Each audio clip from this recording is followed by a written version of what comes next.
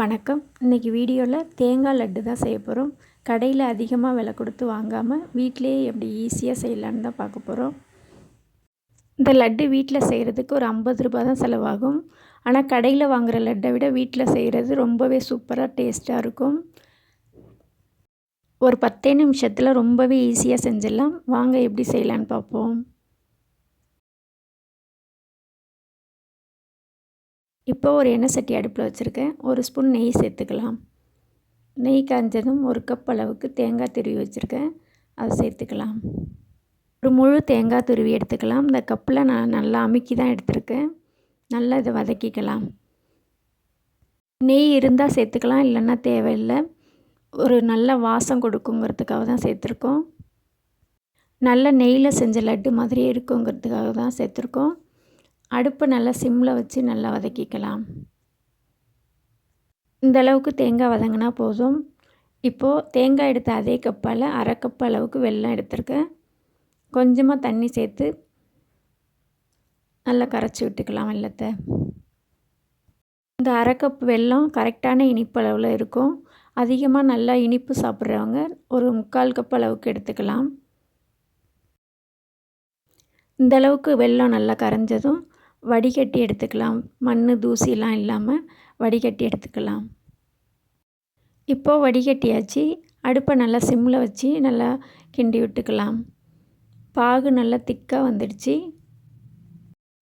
இப்போது ஒரு தட்டில் தண்ணி சேர்த்துக்கிட்டு அந்த தண்ணியில் பாகை விட்டு பார்க்கலாம். இந்த மாதிரி நல்லா உருட்டி எடுத்து உருண்டு வரும். இப்போது ஒரு தட்டில் போட்டு பார்க்கும்போது டங்குன்னு சவுண்டு வரும். அதான் பாகு பதம். இந்த அளவுக்கு இருந்தால் கரெக்டாக இருக்கும். இப்போது தேங்காயை சேர்த்துக்கலாம். அடுப்பு நல்லா சிம்லேயே இருக்கட்டும். தேங்காயை நல்லா கைவிடாமல் கிண்டிகிட்டே இருக்கணும்.